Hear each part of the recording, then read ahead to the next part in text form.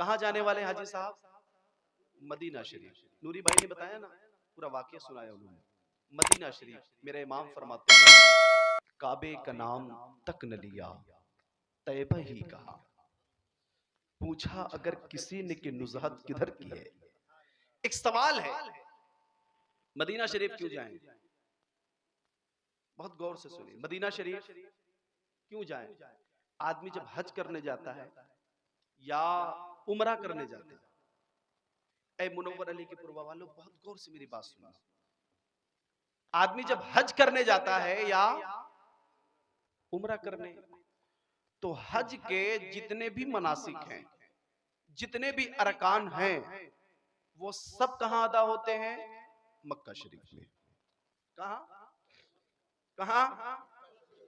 और उमरा के जो अरकान है वो सब भी कहां अदा होते हैं? जो लोग मदीना शरीफ में रहते हैं ना अपने यहाँ के, जब उन्हें उमरा करना होता है तो कहां आते हैं? तो सवाल यह है, जब हज मक्का शरीफ में, उमरा मक्का शरीफ में, तो फिर मदीना शरीफ क्यों जाए? मदीना सुने, सवाल समझ में आया? जब आप सुनेंगे इंशाअल्लाह मचल जाएंगे। बस यही बात बताना है आपको, मदीना शरीफ हम क्यों जाते हैं, मदीना शरीफ क्यों जाते हैं? बहुत गौर से सुनिए। अभी हाजी साहब किबला यहां से निकलेंगे, एयरपोर्ट जाएंगे, वहां से ये मदीना शरीफ जाएंगे, फिर मदीना शरीफ से जब ये पहुंचेंगे मक्का शरीफ, एहराम बांधेंगे। एहराम बांधने के बाद लब्बैक पढ़ेंगे और 2 रकात नमाज अदा फरमाएंगे। फिर तरतीब के साथ मुकम्मल उम्रा अदा करेंगे। जब हज के अय्याम आएंगे, हजी अदा करेंगे, अरफात जाएंगे, मुजदलफा जाएंगे, मिना जाएंगे, कुर्बानी करेंगे, हलक उतरवाएंगे, सब करेंगे ना। अच्छा, मुकम्मल तौर से जो अभी ये पैसा खर्च करके दोनों लोग में जा रहे हैं, एक आदमी का तकरीबन 3,60,000 के लमसम खर्च हुआ है। 2 आदमी के इतना लंबा चौड़ा पैसा खर्च करके ये गए। हमने कहा हाजी साहब आप क्यों जा रहे हैं? बोले मैं हज करने जा रहा हूँ। क्यों? हज करने से क्या मिलेगा? बोले हज करने जा रहा हूँ, हज कर लूंगा तो अल्लाह की रहमत मिल जाएगी। जोर से बोले, आप अल्लाह की रहमत लेके क्या करेंगे? बोले अल्लाह की रहमत ही में तो सब कुछ है। हमने कहा मतलब अगर अल्लाह की रहमत मिल गई तो आपको जन्नत मिल जाएगी, रहमत मिल गई तो जन्नत मिल जाएगी ना। इंसान सारा काम क्यों करता है? वो चाहे इंडिया में करे, इंडिया के बाहर करे, वो नमाज इसलिए पढ़ता है गुनाह माफ हो जाए, जन्नत मिल जाए, इसलिए तो पढ़ता है ना। वो सारे काम इसलिए तो करता है ना कि हम गुनाहों से बच जाए, जहन्नम से बच जाए और हमें जन्नत मिल जाए। पता ईमानदारी से कामयाब वही तो होगा ना जो मरने के बाद जन्नत में चला जाए, वही तो कामयाब होगा। वरना अगर जन्नत न हासिल कर सका तो फिर वो कभी कामयाब नहीं हो सकता। वो चाहे आलिम की जमात में रहता हो, वो चाहे हाफिज की जमात में रहता हो, वो चाहे जिसकी जमात में रहता हो, वो प्रोफेसर, डॉक्टर, इंजीनियर, चाहे जिस जमात का हो, अगर वो जन्नत न हासिल कर सका इसका मतलब वो कामयाब नहीं है। कामयाब कौन है? जिसे जन्नत मिल जाए, वही तो कामयाब है ना। जिसे जन्नत मिल जाए, जिसे जन्नत न मिल सकी वो कामयाब नहीं है। हमने कहा इतना लंबा चौड़ा खर्चा आप करके क्यों आए? इसलिए ना कि आप कामयाब हो जाए, आपको जन्नत मिल जाए। हाँ हाँ, हमारा मकसद यही है, हम फलाह हो, हमें फलाह मिल जाए, हमें कामयाबी मिल जाए। आप सफा मरवा के दरमियान क्यों दौड़ रहे हैं? अल्लाह राज़ी हो जाए, हमें जन्नत मिल जाए। आप तवाफ क्यों कर रहे हैं? अल्लाह राज़ी हो जाए, हमें जन्नत मिल जाए। आप सही क्यों कर रहे हैं? अल्लाह राज़ी हो जाए, हमें जन्नत मिल जाए।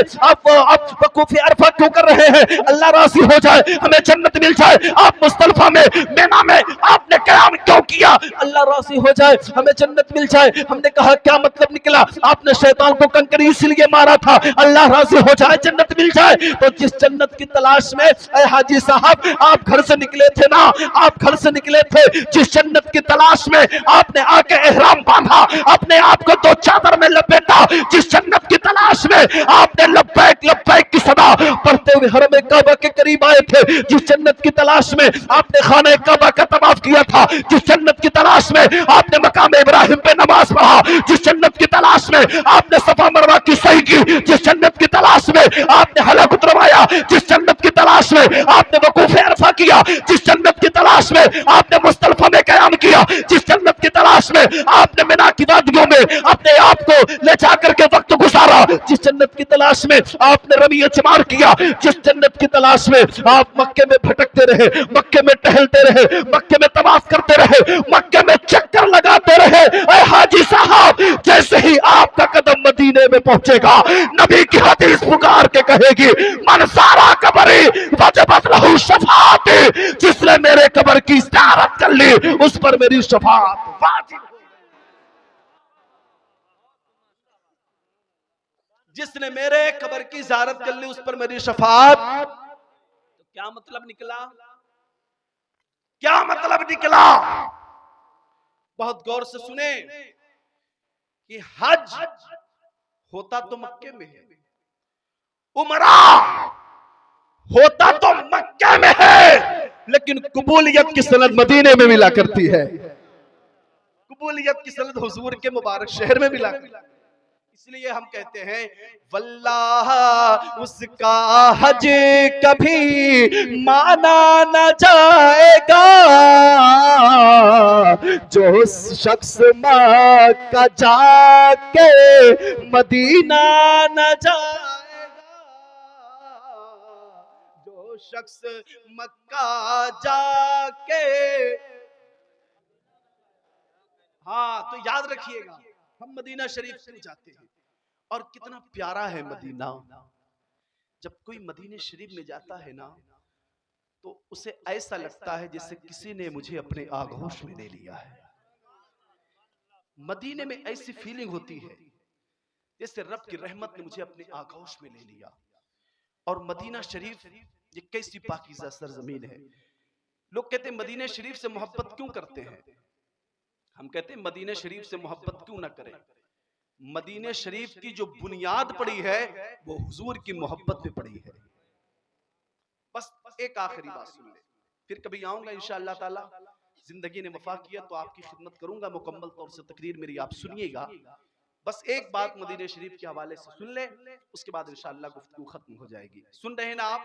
कोई दिक्कत समझने में कोई दिक्कत तो नहीं हो रही है? बात समझ में आ रही है?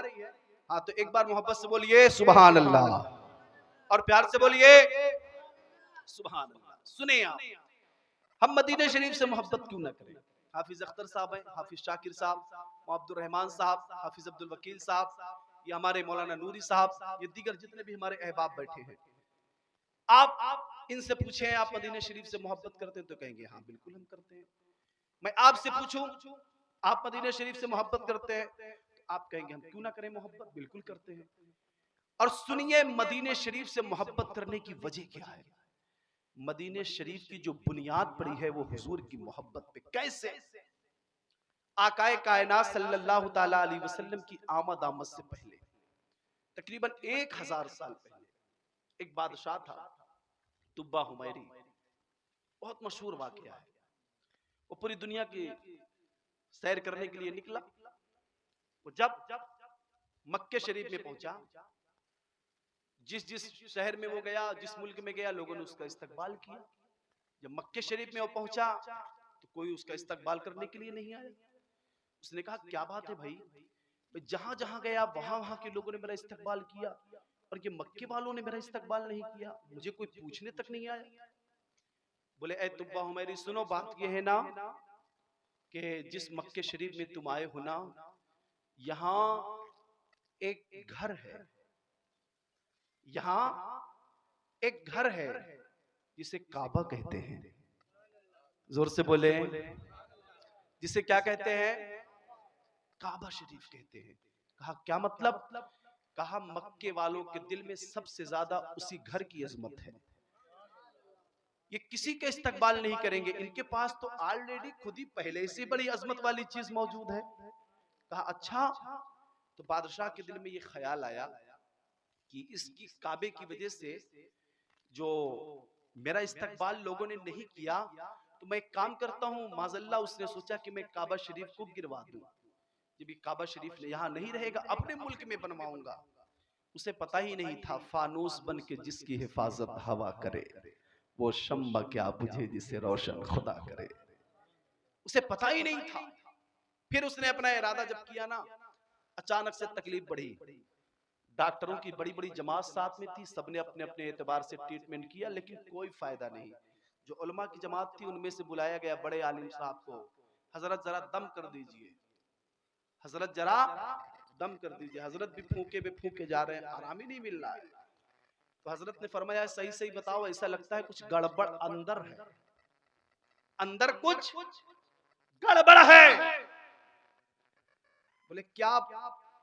बोले लगता है कुछ तुम्हारी नीयत में खोट है, कुछ नीयत गड़बड़ है, क्या सोचा तुमने? तो उसने अपना प्लान बताया कि काबे शरीफ को माज़ल्ला इधर से गिराना, अपनी इधर बनाना। बोले तौबा करो, तौबा करो और इस नियत से बास आ जाओ। कहा ठीक है तौबा करता हूँ। जब उसने तौबा किया तो सारा दर्द दूर हो गया, अब वो खुश हो गया। तो खुशी के मारे उसने क्या किया मालूम है?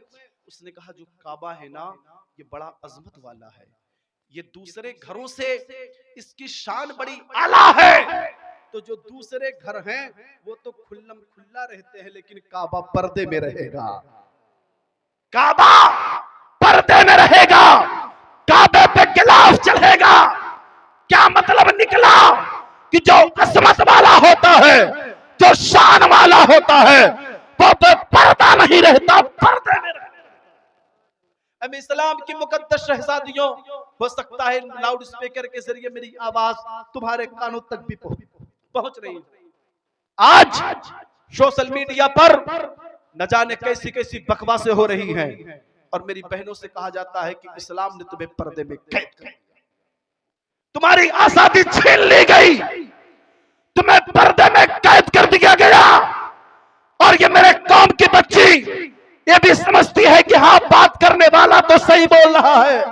सारी दुनिया की बच्चियां बेपर्दा मार्केट में घूम रही हैं, और हमें इस्लाम ने पर्दे में ला करके कैद कर दिया। जिन्हें दीन की समझ नहीं है और नापाक लोगों की बातों में आकर के अपने दीन से बगावत करके बैठती है। आप मेरे इस्लाम की शहजादियों तुम्हें बताता हूँ, आप जरा देखो दुनिया में न जाने कितने घर है, लेकिन गिलाफ कहाँ चढ़ाया गया है? जो सबसे अजमत वाला है, जो सबसे शान वाला है, दुनिया में तमाम घर, लेकिन गिलाफ उधर ही है, पर्दा वहां। जो सबसे अजमत वाला, दुनिया में किताबें तो लाखों है, लेकिन किसी किताब पे गिलाफ नहीं है, पर्दा उसी किताब पे जो सबसे ज्यादा शान वाली, जो सबसे ज्यादा अजमत वाली, जो सबसे ज्यादा वकार वाली। तमसील मेरी मां बहनों समझ जाना, दुनिया में बच्चियां तो बेशुमार है, बच्चियां तो ईसाइयों के यहाँ भी है, बच्चियां तो यहूदियों के यहाँ भी है, बच्चियां तो नसरानियों के यहाँ भी है, बच्चियां तो अहले हुलूद के यहाँ भी है, लेकिन इस्लाम की शहजादियों उनके इधर पर्दा नहीं। अगर इस्लाम ने तुम्हें पर्दा दिया मतलब साफ है, उनका मकाम और है, तेरा मकाम और।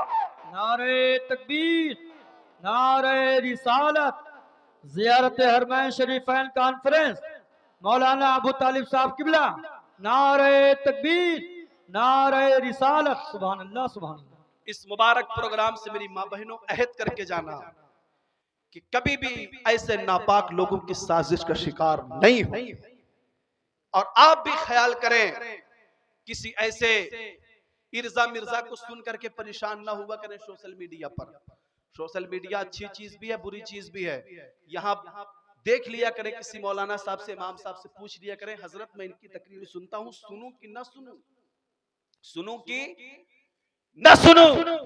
सुनने लायक हो किसी अच्छे आलिम से पूछ लीजिए, तभी सुना कीजिए, वरना आप अपना इल्म बढ़ाने के लिए तकरीर सुनेंगे और पता चला सुनते सुनते ईमान गारत हो जाएगा। इसलिए बचेंगे इंशाअल्लाह ताला इससे।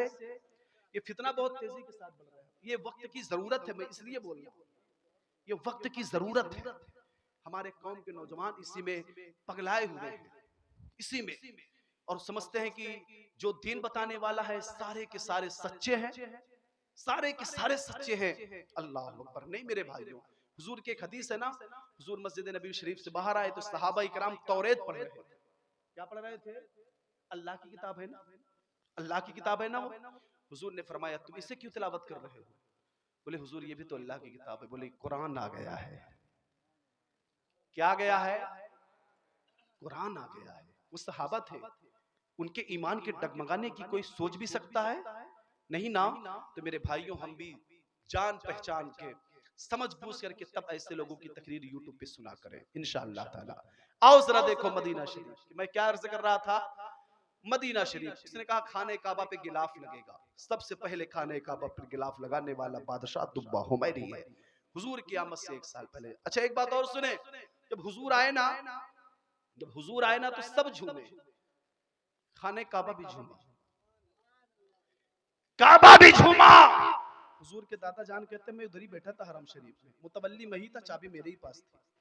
कहते मैं देखा खाने काबा को तो मैं टेंशन में आ गया, मेरे परवरदिगार इतनी गरीबी है और ये काबे की दीवार तो झुकी जा रही है, कहीं गिर ना जाए। कहते मैं टेंशन में था, फिर क्या देखता हूँ थोड़ी देर के बाद वो दीवार जैसी थी फिर वैसे हो गई, ठीक हो गई। बोलते मैं परेशान हो गया कि आखिर ये काबे की दीवार झुकी क्यों थी। कहते फिर मैंने गौर किया, अच्छा झुकी थी तो ठीक है, लेकिन किधर झुकी थी ये तो देख लो, किधर झुकी थी। गौर किए ना हुजूर के दादा जान हजरत अब्दुल मुत्तलिब, कहते अरे ये तो मेरे घर की तरफ झुकी थी, मेरे घर की तरफ। बोले अच्छा देखता हूँ घर में क्या है। जब अंदर गए ना तो क्या देखते हैं, अल्लाह अकबर। हजरत अब्दुल मुत्तलिब ने देखा बुत शिकन आया जमीन पर, सर के बल बुत गिर पड़े, झूम के पढ़ता था काबा अस्सलातु वस्सलाम। मैंने कहा काबा आखिर तुझे झूमने की कौन सी जरूरत आन पड़ी, तो तू क्यों झूमा।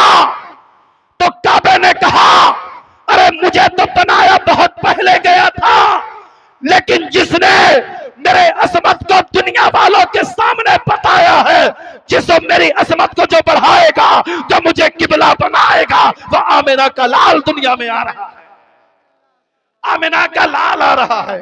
अल्लाह अकबर। आप जरा देखें, फिर वो बादशाह और आगे बढ़ा, वाकया बहुत तवील है, मुख्तसर में सुने। और आगे बढ़ा तो जो उलमा की जमात थी ना, उलमा की जमात वो एक मकाम पे जाके कहने लगी बादशाह सलामत रुके आप। 12-13 किलोमीटर का एरिया था, जंगल। बोले रुके आप। बोले क्यों। वहां क्या उलमा ने उस जमाने के मिट्टी को उठाया और सूंघा, और सूंघ के कहने लगे ए बादशाह सलामत इजाजत दे दो। बोले किस चीज की इजाजत। बोले यहां से अपना काफिला लेकर के जाओ, अब हम लोग नहीं जाने वाले, अब हम लोग नहीं जाने वाले। बोले क्यों, इस मिट्टी में क्या है। बोले इस मिट्टी की खुशबू बता रही है अल्लाह का आखिरी नबी यहीं आराम करेगा। अभी हुजूर की आमद को 1000 साल बाकी है, अभी आमिना का लाल आया नहीं है, अभी 1000 साल का अरसा बाकी है। लेकिन मदीने की जमीन का अदब देखें आप। कहते हम यही रुकेंगे, जाएंगे नहीं। बोले अच्छा ठीक है आप लोग इधर रुकोगे। बोले हाँ। बोले फिर रुकने का इंतजाम कर देता हूँ। इंतजाम किया गया। एक रिवायत के मुताबिक 300 घर बनाए गए, 300 उलमा को कॉलोनी बना के अलॉट कर दी गई, ये आपका, ये आपका, ये आपका, ये आपका। 1-2 मंजिला बनाया, सबसे बड़े आलिम को दिया, कहा ये आपका है, आप इसमें रहिएगा। एक खत लिखा बादशाह ने, खत लिख के दे दिया। बोला इसी में रुकिएगा, और जब वो अल्लाह के नबी आए ना तो मेरा खत दे दीजिएगा। 2 मंजिला घर। बोले ये नीचे वाला आपका है, ऊपर वाला उसी अल्लाह के नबी का है। बोले अगर आपकी मुलाकात ना हो सके तो बच्चों से कह दीजिएगा ये खत मेरा पहुंचा दे, ये खत मेरा पहुंचा दे। बस नस्लन बादा नस्लिन आप वसीयत करते जाइएगा। अल्लाह अकबर। फिर वहीं पे आबादी फैल गई, रहने लगे। बादशाह की कुछ तबीयत गड़बड़ हुई, बादशाह चला गया, वहीं लोग रहने लगे, उनके बीवी बच्चे भी आ गए, आबादी बढ़ने लगी।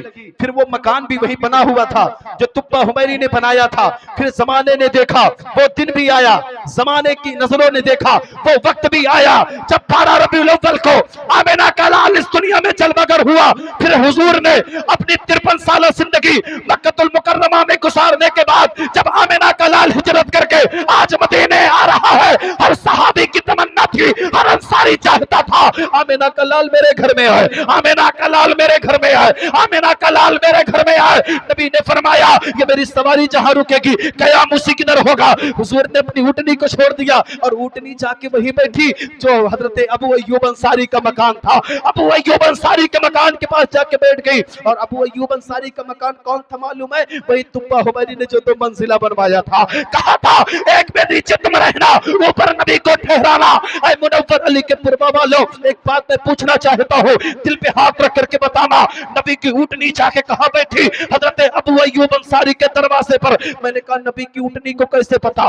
कि ये तुब्बा हमारे ने नबी के लिए बनवाया है? नबी की ऊँटनी को कैसे मालूम? नबी की ऊँटनी को कैसे पता चल गया कि नबी को इसी घर में रुकना है, आका को यही रुकना है? किसी और दरवाजे पर बैठ जाती, लेकिन नबी ये पाक ने उस ऊँटनी पर सवारी कर लिया था। वो नबी की ऊँटनी थी, उस ऊँटनी को भी अल्लाह ने इतना इल्म दे दिया था, वो जान रही थी नबी को रुकना कहाँ है, नबी का घर कौन है, नबी को ठहरना कहाँ है। बताओ, जिस ऊँटनी पर आमिना का लाल बैठ जाए, जब उसके इल्म का ये आलम है, तो बताओ सरापा नबी के इल्म का क्या आलम होगा? तो तलब के मेरे इमाम ने फरमाया, और कोई खैब क्या तुमसे नेहा हो भला, जब ना खुदा ही छुपा तुम पे करम, जब ना खुदा ही छुपा तुम पे करोड़ों दुरूद। अल्लाह अकबर। आप देखे तो सही, हुजूर तशरीफ ले आए उसी मकान में। हुजूर जब गए ना, हजरत अबू अय्यूब अंसारी से फरमाते हो संदूक ले आओ। हजरत अबू अय्यूब अंसारी को याद आ गया, अरे मैं तो भूल गया था। सुने, मैं तो भूल गया था, उसी संदूक में तो हुजूर का खत रखा हुआ जो मेरे अब्बू ने दिया था। मेरे अब्बू को उनके अब्बू ने दिया था, उनके अब्बू को उनके अब्बू ने दिया था। वो अलग खत उसी संदूक में है। दौड़े दौड़े गए, संदूक लेकर के आए, संदूक को खोला, एक संदूक और, फिर उस संदूक में से पर्चा निकला। क्या लिखा था? सुभान अल्लाह। तुब्बा हुमैरी कहता है, ऐ अल्लाह के आखिरी नबी सल्लल्लाहु अलैहि वसल्लम, मैं आपका जमाना न पा सका, हुजूर मेरा सलाम कबूल कर लीजिए, मेरा सलाम कबूल फरमा लीजिए। और या रसूल अल्लाह, जब मैदान महशर में अबू बकर को जन्नत दिलवाइएगा, उमर को जन्नत दिलवाइएगा, उस्मान को जन्नत दिलवाइएगा, अली को जन्नत दिलवाइएगा, हुसैन और हसन को जन्नत दिलवाइएगा, तब तुब्बा हुमैरी को ना भूलिएगा। या रसूल अल्लाह, इसे भी जन्नत दिलवा दीजिएगा।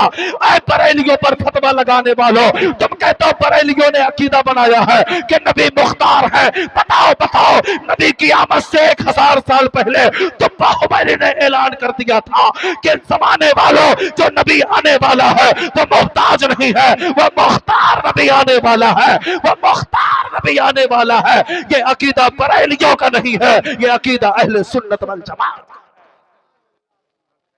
अल्लाह अकबर।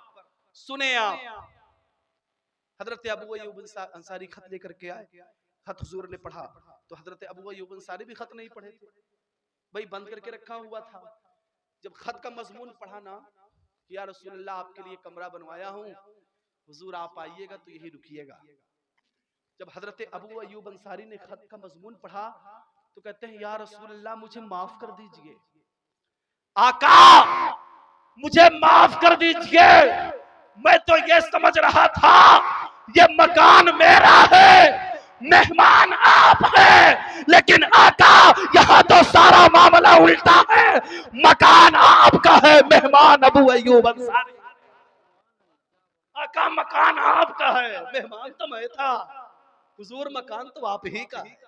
अल्लाह अकबर। जब उनके गदा भर देते हैं शाहान जमाना की झोली, मोहताज का जब ये आलम है, मुख्तार का आलम क्या होगा। तैबा से हवाएं आती है, बेकल को सुकून मिल जाता है, इस पार का जब ये आलम है, उस पार का आलम क्या होगा। एक सिमत अली, एक सिमत उमर, सिद्दीक इधर उस्मान उधर, इन जगमग जगमग तारों में सरकार का आलम क्या होगा। अल्लाह अकबर। बस यहीं पर खत्म। इंशाअल्लाह जिंदगी ने वफा किया तो मुलाकात होगी, खिदमत आपकी करूंगा इंशाअल्लाह। आज मैंने तकरीर नहीं किया, आज की मेरी सारी तकरीर उधार है, कभी इंशाअल्लाह मौका मिलेगा तो इसे नगद कर दूंगा। अब की बारगाह में दुआ है मौला करीम अपने महबूब सल्लल्लाहु अलैहि वसल्लम के सदके तुफैल में इस महफिल को कबूल फरमाए। हाजी सकीउल्लाह और इनकी अहलिया मोहतरमा के सफर में अल्लाह आसानी पैदा फरमा दे, इनके सफर को कबूल फरमाए। और जिस तरह मुनव्वर अली के पुरवा के लोग और हाजी साहब के रिश्तेदार लोग आज भेजने के लिए आए हैं, अल्लाह सब के घर में वो दिल लाए कि वो लोग जाएं और दूसरे लोग भेजने के लिए आए। अल्लाह ताला सब पे करम फरमा दे। और हमारे उस्ताद गिरामी फरमाते हैं कि बाबू कहीं भी जाओ तो एक बात याद रखना, जिंदगी में कभी ताजमहल देखो या न देखो, मौका महल जरूर देखो। तो मौका महल यही है कि अब खत्म, अब खत्म, अब इससे ज्यादा होगा तो ओवर हो जाएगा। इसलिए बात यहीं पे खत्म। अंजुमन रज़ाए मुस्तफ़ा की तरफ से जो गिफ्ट है, ये गिफ्ट हाजी साहब की खिदमत में पेश कर दिया जाए। मैं गुजारिश करता हूं तशरीफ ले आप थोड़ा सा, ये गिफ्ट है, हाजी साहब कबूल फरमा लीजिए इसे। और जी इसे कबूल फरमा लीजिए माशाल्लाह। एक आपके लिए है, एक हज्जी साहिबा के लिए है। और इसे आप लेते जाइएगा, जरूरी डॉक्यूमेंट आप अपने हाथों से माशाल्लाह। थोड़ा उस तरफ चेहरा कर लीजिए, इस तरफ चेहरा कर लीजिए। अल्लाह ताला कबूल फरमाए। थोड़ा सा आप भी साथ में आ जाइए, करीब आ जाइए, आप भी हाँ साथ में खड़े जाइए। अल्लाह ताला करम फरमाए, वो दिन भी आए बैग आपके हाथ में और भेजे सैयद साहब की बुला। अल्लाह ताला खूब करम फरमाए, खूब करम फरमाए। इंशाअल्लाह जरूर जरूर पूरे गांव पे अल्लाह करम फरमाए, खूब रहमत की बारिश हो, खूब बरकत की बारिश हो। अल्लाह सबको खुशहाल रखे, कभी किसी का मोहताज न बनाए। जो लोग भी बाहर से आए उनका भी इस्तकबाल है, अल्लाह उन पे भी खास फजल करम फरमाए। मैंने जो कुछ भी कहा इसके कहने सुनने में कोई कमी खामी हो, मस्जिद की तरफ से तौबा पढ़ता हूँ, साथ में आप भी पढ़ लें। अस्तगफिरुल्लाह रब्बी मिन कुल्लि ज़ंबि व अतूबु इलैहि, अशहदु अन ला इलाहा इल्लल्लाह व अशहदु अन्ना मुहम्मदन अब्दुहु व रसूलुहु। खूब की सैरे चमन, फूल चुनी शाद रहे, बाग बा जाता हूँ मैं, गुलशन तेरा आबाद रहे। चमन रहा तो फूल खिलेंगे, जिंदगी रही तो फिर मिलेंगे। अस्सलाम वालेकुम रहमतुल्लाह। खड़े हो जाए, सलातो सलाम।